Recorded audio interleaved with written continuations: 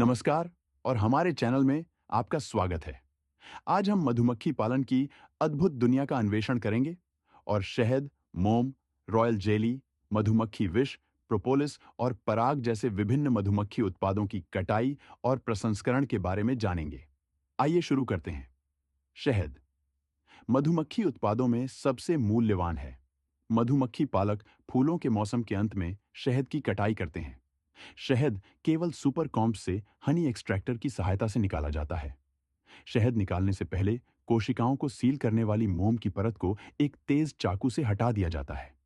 Extractor को पहले धीरे धीरे चलाया जाता है और फिर इसे धीरे धीरे बढ़ाकर अंत में लगभग 150 आरपीएम तक 1 से 2 मिनट तक घुमाया जाता है। इसके बाद फ्रेम्स को पलटा जाता है और यह प्रक्रिया दोहराई जाती है। शहद बनने की प्रक्रिया मधुमक्खियां फूलों और अतिरिक्त पुष्प ग्रंथियों एक्स्ट्रा फ्लोरल नेक्टरीज से अमृत एकत्र करती हैं। इसे छत्ते में संग्रहित किया जाता है, जहां यह विभिन्न जैविक परिवर्तनों से गुजरता है। मधुमक्खी की लार में मौजूद एंजाइम इन्वर्टासे सुक्रोज को ग्लूकोज और फ्रक्टोज में परिवर्तित करता है। मधुमक्खियां अपने पंखों को फड़फड़ाकर अमृत से पानी को वाष्पित कर देती हैं, जिससे यह पककर शहद में बदल जाता है। जब नमी की मात्रा लगभग 20% तक पहुंच जाती है, तो मधुमक्खियां इसे मोम से सील कर देती हैं। इससे किण्वन फर्मेंटेशन नहीं होता और शहद लंबे समय तक ताजा बना रहता है। परिपक्व शहद की संरचना पूर्ण रूप से पका हुआ शहद लगभग निम्नलिखित घटकों से बना होता है।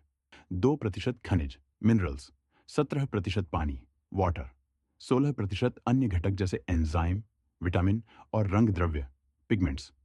शहद के भौतिक गुण शहद हाइग्रोस्कोपिक होता है, यानी यह हवा से नमी अवशोषित कर सकता है। यह एक गाढ़ा तरल होता है, लेकिन गर्म करने पर इसकी श्यानता विस्कोसिटी कम हो जाती है।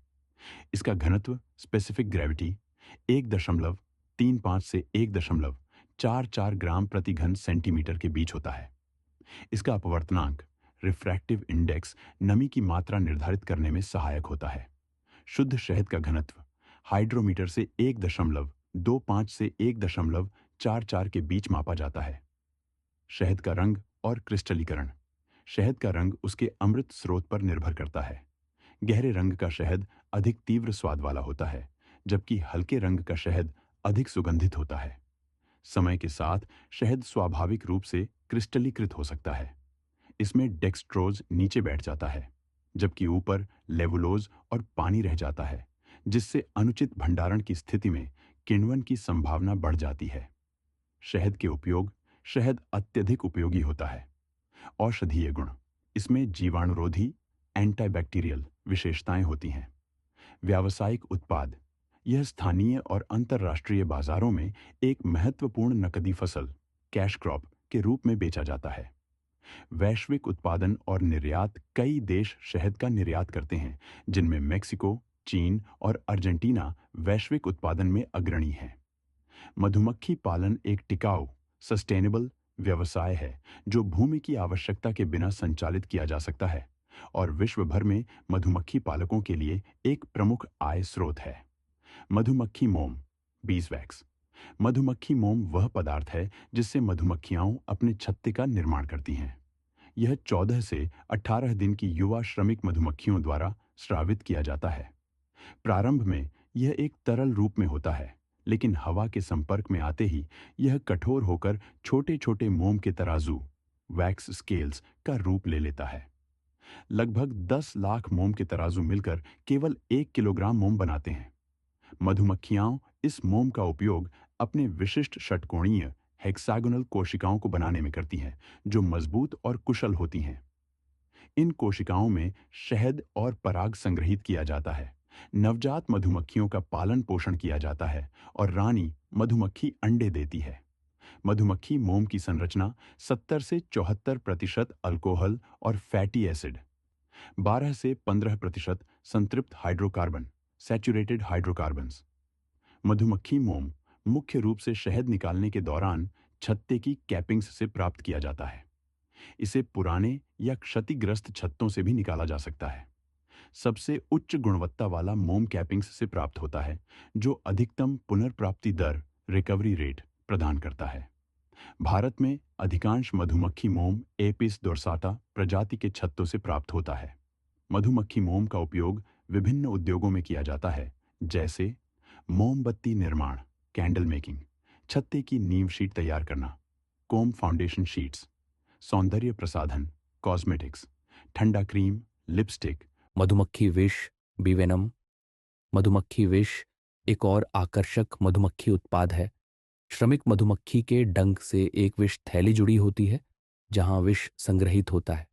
नवोदित मधुमक्खियां प्रभावी रूप से डंक नहीं मार सकती, लेकिन 2 सप्ताह की उम्र तक पहुंचते ही उनकी विष थैलियां पूरी तरह भर जाती हैं। मधुमक्खी विष में विभिन्न सक्रिय यौगिक होते हैं, जिनमें शामिल हैं हिस्टामीन, एपामिन, एसिथिनेज, हाइड्रोक्लोरिक एसिड, फॉर्मिक एसिड, अनर्थोफॉस्फोरिक एसिड, सल्फर, कैल्शियम कॉपर और मैग्नीशियम सल्फेट।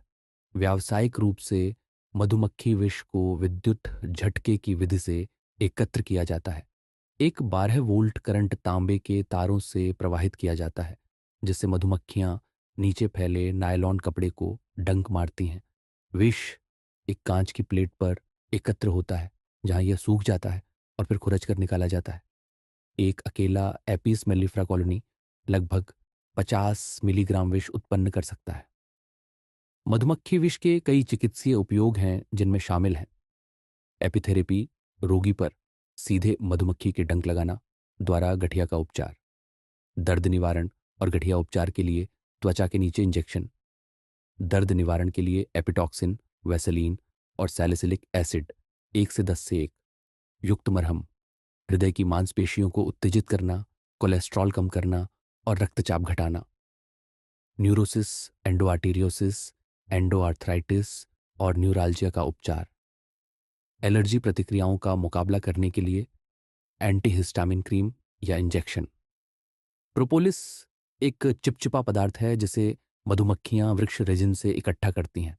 छत्ते के भीतर मधुमक्खियां इसे दरारों को सील करने और फ्रेम को जोड़ने के लिए उपयोग करती हैं। हालांकि इसे अक्सर मधुमक्खी मोम में एक संदूषक माना जाता है।